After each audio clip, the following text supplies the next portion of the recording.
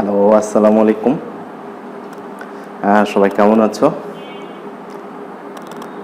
আমি তোমাদের স্যার, আমার নাম হচ্ছে রাজু আহমেদ। আমি তোমাদের গণিত ক্লাস নিব। তো আমার সাথে তোমাদের আরেকটা স্যারকে পাবা, ওনার নাম হলো ডক্টর ইশতিয়াক আহমেদ।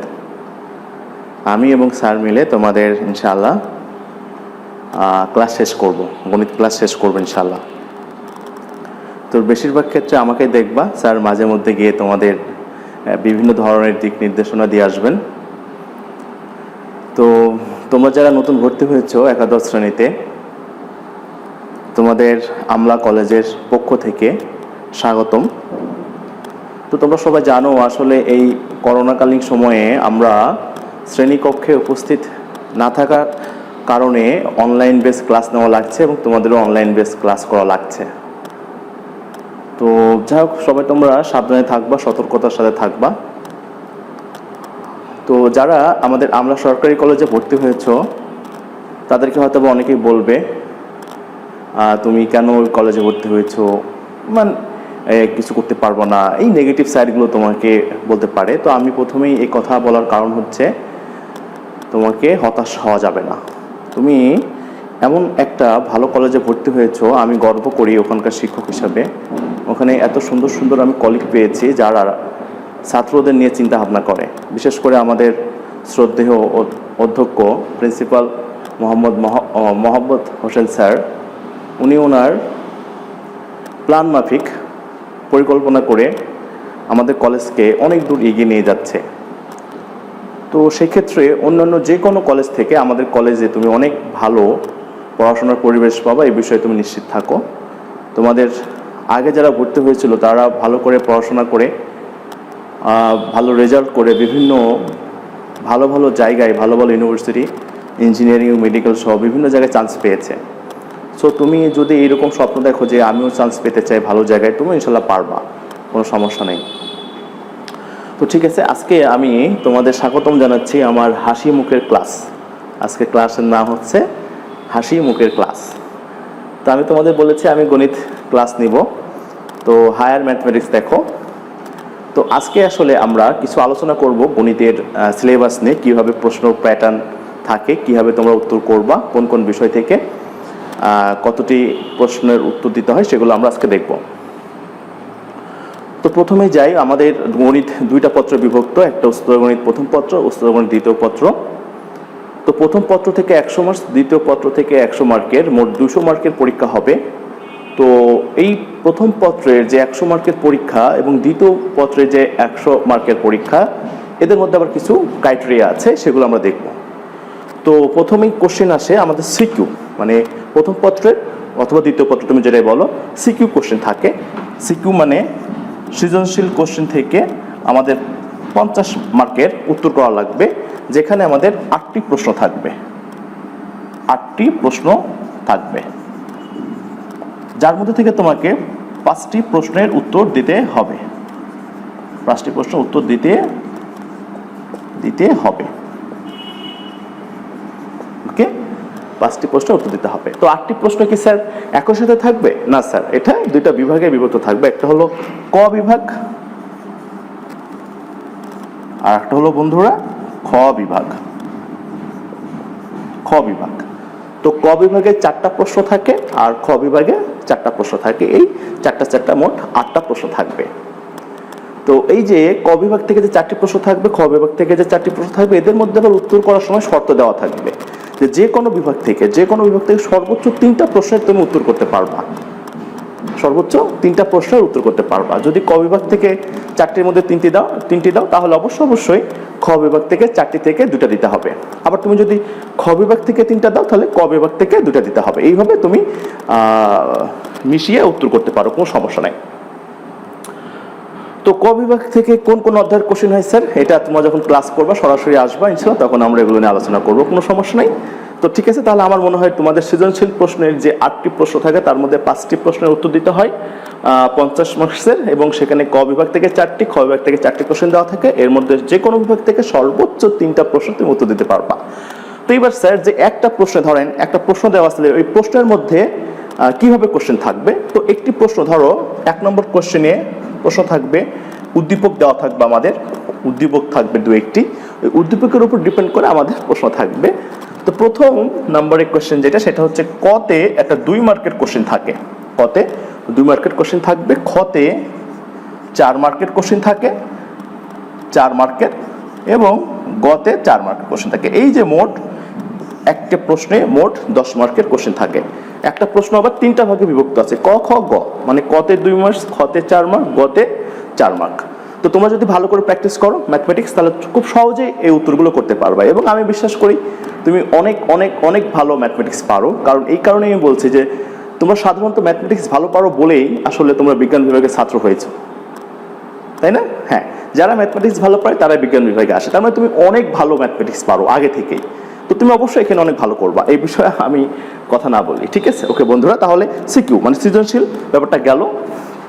এবার দেখো আমরা আরেকটা পার্ট আছে, এটা হচ্ছে MCQ, multiple choice question, MCQ. MCQ নিয়ে আমরা একটা আলোচনা করি। তো এমসিকিউ, এখান থেকে আমাদের 25 মার্কের কোশ্চেন থাকে, এবং এখানে 25টি কোশ্চেনই থাকবে, 25টি কোশ্চেনই থাকবে, এবং তোমাকে 25 মার্কের আনসার করতে হবে, মানে 25টা কোশ্চেনে আনসার করে 25 মার্ক তোমাকে অ্যাচিভ করতে হবে, ঠিক আছে? স্যার এবার এই কোশ্চেনগুলো কোন কোন অধ্যায় থেকে হয় স্যার?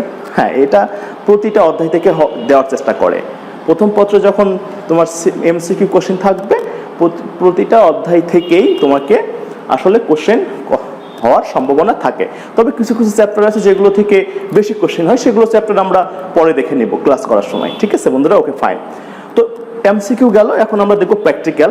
প্র্যাকটিক্যালের জন্য আমাদের প্র্যাকটিক্যাল এইটাও আমাদের 25 মার্কের। তো কিছু টপিকস আগে থেকে দেওয়া আছে প্র্যাকটিক্যালের জন্য, সেগুলো আমরা প্র্যাকটিস করে নিব, পরীক্ষা হলে সুন্দর করে আনসার করলে আমরা 25-এ অনেকেই 25 নাম্বার পেয়ে যাই। প্র্যাকটিক্যাল খাতা দিয়ে, ভাইবা দিয়ে, পরীক্ষার সময় পরীক্ষা দিয়ে অনেকেই ম্যাক্সিমাম 25-এ পাই, কোনো সমস্যা হয় না। তাহলে বন্ধুরা দেখো, সিকিউএ আমরা দেখলাম 50 মার্ক, সিকিউএ আমরা দেখলাম, এমসিকিউ সেখানেও 25 মার্ক, আর প্র্যাকটিক্যাল সেখানে কত পেলাম আমরা? সেখানে পেলাম 25 মার্ক। তাহলে যে মোট 100 মার্ক, মোট 100 মার্ক। তো 100 মার্কের এই যে প্রথম পত্র থেকে এই প্যাটার্নের কোশ্চেন হবে, এবং দ্বিতীয় পত্র থেকেও 100 মার্কের সেম এইভাবেই থাকবে। তো এবার ঘটনা হলো, তোমরা সবাই প্লাস পেতে চাও, সবাই প্লাস যেহেতু পেতে চাও, প্লাস পাবা। প্লাস কিন্তু 80-তে প্লাস হয়, তোমরা জানো 80 পেলেই প্লাস হয়। কিন্তু আমি চাই তোমরা 80 মার্কে প্লাস পাওয়ার চিন্তা করবা না, সব সময় তুমি 93, 94, 95 মানে 90 অ্যাবভ নাম্বার পেয়ে তুমি প্লাস নেওয়ার চেষ্টা করবা। কারণ কি, তুমি যখন বুইটি পরীক্ষা দিবা, তুমি যখন ভালো ভালো প্রতিষ্ঠানে পরীক্ষা দিবা, তোমার কিন্তু কিছু কিছু ক্ষেত্রে এই নাম্বারের উপর ডিপেন্ড করে তোমাকে আগে থেকে সিলেকশন করবে। যেমন দেখো, তুমি যখন বুইটি পরীক্ষা দিতে যাচ্ছ বা যাবে, তখন দেখবা যে কিছু পরীক্ষার্থী আগে থেকে ছাঁটাই হয়ে গেছে, মানে সবাই অ্যাডমিট পাবে না।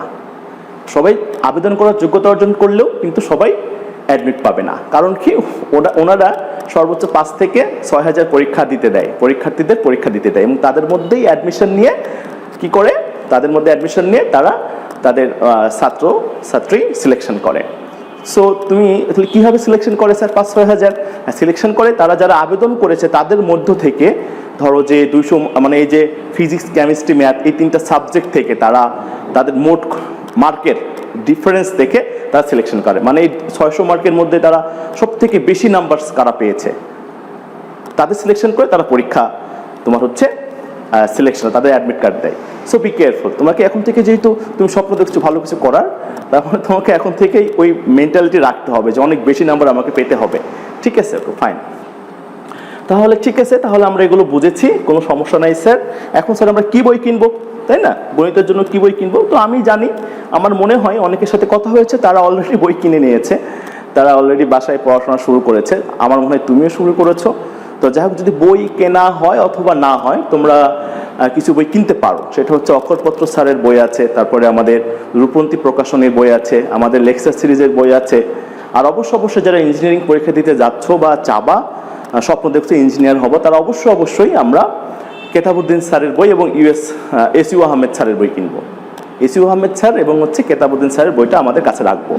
আর আমাদের এদিকে অক্ষরপত্র অথবা লেকচার সিরিজ, রূপন্তী প্রকাশনী, আরও বই আছে বাজারে, আমার ঠিক মনে আসছে না, এগুলো তোমরা কিনে নিবা, যে কোনো একটা সিরিজ কিনে নিবা, তাহলে হবে। তো ঠিক আছে বন্ধুরা, হাসি মুখের ক্লাসে আজকে আমরা যেগুলো আসলে জানলাম সেটা হচ্ছে তোমাদের স্যারের পরিচয় দিলাম, আমি কি ক্লাস নিব, আর হচ্ছে আমাদের গণিত বিষয়ে কোন কোন প্যাটার্নের কোশ্চেন থাকে, কত মার্কেট কোশ্চেন থাকে, এমসিকিউ, প্র্যাকটিক্যাল এবং সিকিউ মিলে, আর আমরা জানলাম হচ্ছে বইগুলোর নাম। তো আজকে আমরা একটা টপিকস নিয়ে একটু আলোচনা শুরু করে দেবো, ক্লাসটা শুরু করব। সেটা হলো যে প্রথম পত্রের প্রথম অধ্যায় দেখব, ম্যাট্রিক্স নামে একটা চ্যাপ্টার আছে, ম্যাট্রিক্স। আমরা ওই ম্যাট্রিক্স নিয়ে একটু আলোচনা করবো বন্ধুরা, ঠিক আছে? একটু বেসিক আলোচনা করব। দেখো আমরা ম্যাট্রিক্স লিখলাম, ম্যাট্রিক্স, ওকে। তো ম্যাট্রিক্স কি জিনিস আমি সংজ্ঞায় প্রথমে না যাই, আমি তোমাদের কিছু আলোচনা করি। দেখো আমি ধরো সে কিছু নাম্বারস নিলাম, যে 1 2 3 -5 এটসেট্রা এটসেট্রা, আমরা এই ধরো এই 4টা আমরা নাম্বারস নিয়েছি, ওকে। তো এগুলোকে আমরা সংখ্যা বলি, আবার যদি বলি এ কমা B comma c comma D, এগুলোকে আমরা বীজগাণিতিক রাশিমালা বলতে পারি অথবা বর্ণ বলতে পারি। আমরা ধরো এই যে অ্যাট দ্য রেট, এই যে সাংকেতিক চিহ্ন, এগুলো ইত্যাদি বলতে পারি, এগুলো সাংকেতিক চিহ্ন, তাই না? প্রতীক বলতে পারি বিভিন্ন ধরনের। তো যাই হোক, বিভিন্ন ধরনের লেটার আছে, আমরা এগুলো না নিই, জাস্ট সংখ্যাটা নিই, এগুলো নিয়ে তাহলে সহজে তোমাদের বোঝাতে পারবো। ধরো 1 2 3 -5 এই নাম্বারগুলো আমরা নিয়েছি। এখন এই নাম্বারগুলো আমি খুব সুন্দর করে সাজাতে চাই। কীভাবে সাজাতে চাই বন্ধুরা? দেখো এই যে দেখো, আমরা 1 নিলাম, 2 নিলাম, 3 নিলাম, -5 নিলাম। এখন সাজাতে গেলে দেখবা সুন্দর সাজানো। দেখো তো কোনো বস্তু তোমার যদি দেখো এই জিনিসটাই তুমি যদি সাজাতে চাও, তাহলে কিছু রং লাগাবা, কিছু কালার করবা, তারপরে কিছু মোড়ক দিয়ে তুমি এটাকে আবৃত করবা, তাহলে দেখতে সুন্দর লাগবে না? হ্যাঁ, সুন্দর লাগবে, অবশ্যই সুন্দর লাগবে। তো সেই ক্ষেত্রে যেহেতু আমরা সাজাতে চাচ্ছি, তাহলে এটাকে আরো একটু সুন্দর করবো। সেটা কিভাবে? আমরা এটাকে একটা ব্র্যাকেটের মধ্যে দিয়ে আবদ্ধ করে দিব। এই দেখো বন্ধুরা, এই দেখো ব্র্যাকেটের মধ্যে দিয়ে যে আবদ্ধ করেছি এই সংখ্যাগুলোকে, তাহলে এটা একটা ম্যাট্রিক্স হয়ে গেছে, এটা একটা ম্যাট্রিক্স হয়ে গেছে। আবার দেখো আমি যদি বলি স্যার আমি এইভাবে না নিয়ে আমি এইভাবে নিব সংখ্যাগুলো, 1 2 3 -5, তো দেখো বন্ধুরা এইটাকে আবার এই ব্র্যাকেটের মধ্যে আমরা দিয়ে দিলাম, সুন্দর করে সাজিয়েছি। হ্যাঁ, তাহলে এটাও একটা ম্যাট্রিক্স বন্ধুরা, ঠিক আছে? তো স্যার তাহলে কি এই ব্র্যাকেটের সাহায্যে ম্যাট্রিক্স প্রকাশ করা হয়? হ্যাঁ, ইয়েস স্যার। তাহলে অবশ্যই মনে রাখতে হবে এই ব্র্যাকেটের সাহায্যে, এটাকে আমরা থার্ড ব্র্যাকেট বলি, তৃতীয় বন্ধনী। তো এইটার সাহায্যে আমরা ম্যাট্রিক্স প্রকাশ করতে পারি। এর মধ্যে কোনো উপাদান থাকলে ওটাকে ম্যাট্রিক্সের উপাদান বলবো বন্ধুরা। স্যার আর কি কোনো প্রকাশ মাধ্যম আছে? হ্যাঁ স্যার, আরও মাধ্যম আছে। দেখো এই যে এই বন্ধনীর সাহায্যে তুমি, প্রথম বন্ধনীর সাহায্যে তুমি ম্যাট্রিক্সের প্রকাশ করতে পারো, ওকে। আর একটা আছে পদ্ধতি, এই যে আমরা এটাকে ডাবল মোড বলি, এই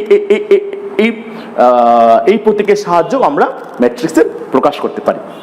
তো তোমাদের পরীক্ষা কিন্তু আসে বন্ধুরা, এটা বিভিন্ন ইউনিভার্সিটি অ্যাডমিশনেও এসছে, এবং তোমাদের বোর্ড ফাইনাল পরীক্ষা তো দেখবা আসবে যে নিচের কোনটি ম্যাট্রিক্স প্রকাশের চিহ্ন নয়। তাহলে আমরা কি করব?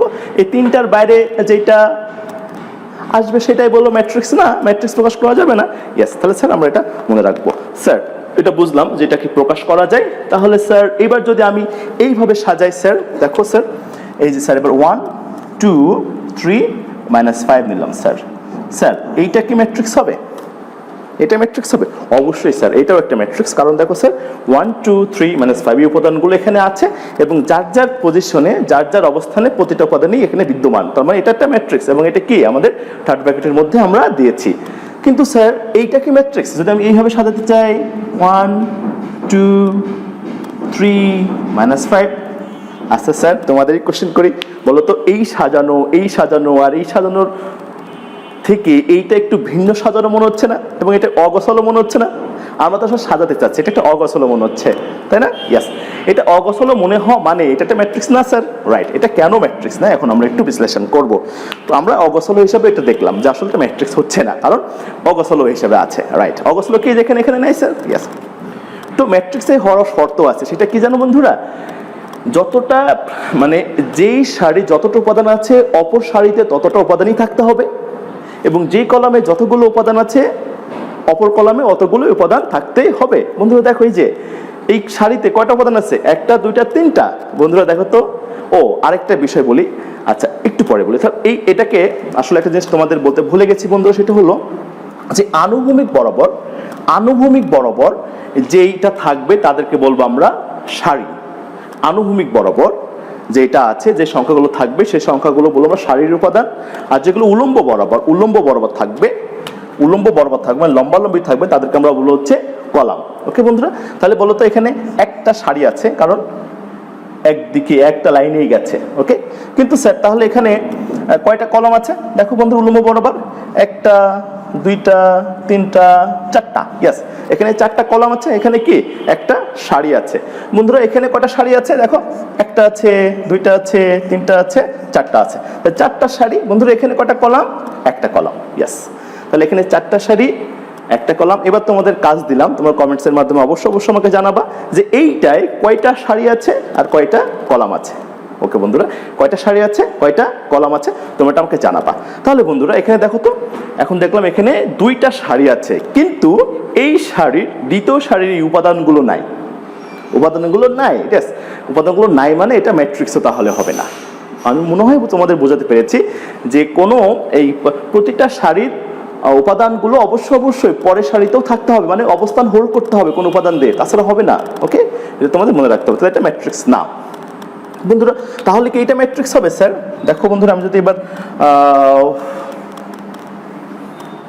এইটা যদি দিই স্যার 1 2 3, এটা কি ম্যাট্রিক্সের? নো স্যার, এটাও ম্যাট্রিক্স না, কারণ দেখো স্যার এখানে ফাঁকা আছে, এখানে ফাঁকা আছে, তার মানে এটা ম্যাট্রিক্স হবে না। তো বন্ধুরা এবার দেখো আমরা যেটা করব সেটা হলো এই ম্যাট্রিক্সের দেখলাম এখানে একটা সারি আছে, চারটা কলাম আছে। তো স্যার এটাকে লিখতে হয় কিভাবে? স্যার এটা একটা লেখার প্রকাশ ধরন আছে, তোমাকে অবশ্যই জানতে হবে। প্রথম যেটা বলতে হবে, প্রথমে সারি সংখ্যা আসবে, তারপরে কি কলাম সংখ্যা আসবে, ঠিক আছে? তো এটাকে প্রকাশ করতে হয় 1/4। এটা দেখতে গুণের মতো, কিন্তু এটাকে পড়তে হচ্ছে বাই দিয়ে। 1/4 মানে সারি কলাম সংখ্যা। প্রথমে আমাদের রো আসবে, তারপরে আমাদের কলাম আসবে। তোমাদের বন্ধু মনে রাখতে হবে, ঠিক আছে? প্রথমে রো সংখ্যা দিবা, তারপরে কলাম সংখ্যা দিবা সব সময়। তুমি যদি কলাম সংখ্যা আগে দাও, রো সংখ্যা পরে দাও, তাহলে ভুল হবে কিন্তু, ঠিক আছে? Okay fine. বন্ধুরা বলো তো এইটা আমাদের কয়টা কলাম আছে, কয়টা সারি আছে, কয়টা কলাম আছে? স্যার চারটা সারি আছে, 4/1। ওকে ফাইন বন্ধু, এটা তোমার বাড়ির কাজ দিয়েছি। Okay fine. তো ঠিক আছে, তাহলে ম্যাট্রিক্স নিয়ে আমরা দেখলাম যে সারি সংখ্যা আগে আসতেছে, কলাম সংখ্যা পরে আসছে, এবং আমরা এইভাবে স্যার ওঠাবো, কোনো সমস্যা নাই। তাহলে স্যার ম্যাট্রিক্সের সংজ্ঞা তো আপনি বলেননি, ম্যাট্রিক্সের সংজ্ঞা বলেননি, রাইট? তাহলে আমরা দেখো, আমরা এখন ম্যাট্রিক্সের সংজ্ঞাটা দেখি যে বিভিন্ন ধরনের উপাদান বলতে সেটা সংখ্যা হতে পারে, প্রতীক হতে পারে, বীজগণিত রাশি হতে পারে। এই যে এইসব সংখ্যা, প্রতীক, বীজগণিত রাশি নিয়ে যদি আয়তাকার অবস্থায় সাজানো যায়, সাজিয়ে যে অবস্থাটা তৈরি হয় সেটাকে ম্যাট্রিক্স বলে। দেখো বন্ধুরা, এই যে 1 2 3 -5 নিয়েছিলাম, দেখো এটাকে আমরা আয়তাকার আকারে সাজিয়েছি, তাহলে এটা একটা ম্যাট্রিক্স হয়ে গেছে বন্ধুরা। দেখো এটা আমরা আয়তাকার আকারে সাজিয়েছি, এটা একটা ম্যাট্রিক্স হয়ে গেছে। স্যার এটা কি আয়তাকার? এটা তো বর্গাকার মনে হচ্ছে। না স্যার, এটা আয়তাকার আমরা বলবো, কারণ আয়তাকারের একটা স্পেশাল ক্যারেক্টার হলো বর্গাকার। তো ঠিক আছে, তাহলে এটাও আমরা ম্যাট্রিক্স বলবো। তাহলে ম্যাট্রিক্সের সংখ্যা কি হলো বন্ধুরা? ম্যাট্রিক্সের সংখ্যা হলো যে বিভিন্ন ধরনের সংখ্যা, প্রতীক, তারপর বীজগণিত রাশি নিয়ে আয়তাকার আকারে সাজিয়ে যে অবস্থা অথবা ব্যবস্থা তৈরি হয় সেটাকে আমরা কি বলবো? ম্যাট্রিক্স বলবো। তো ঠিক আছে, ম্যাট্রিক্সের এই যে সংক্ষিপ্ত আলোচনা করলাম, যে বেসিক আলোচনা করলাম, আমরা আজকে এখানে শেষ করব। আর এর পরবর্তীতে ইনশাল্লাহ আমরা আরও কিছু জিনিস নিয়ে আমরা আলোচনা করব পরের ক্লাসে। তো সে পর্যন্ত তোমরা সবাই ভালো থাকো, আর সবাই সবার জন্য দোয়া রাখবা, আর পড়াশোনার দিকে ফিরে আসো সবাই। আমাদের অনেক ভালো করতে হবে, অনেক ভালো করার জন্য অনেক বড় স্বপ্ন দেখতে হবে, অনেক বড় স্বপ্ন সার্থক করার জন্য অনেক চেষ্টা করতে হবে। ওকে বন্ধুরা, ঠিক আছে, সবাই ভালো থাকো। আসসালামু আলাইকুম।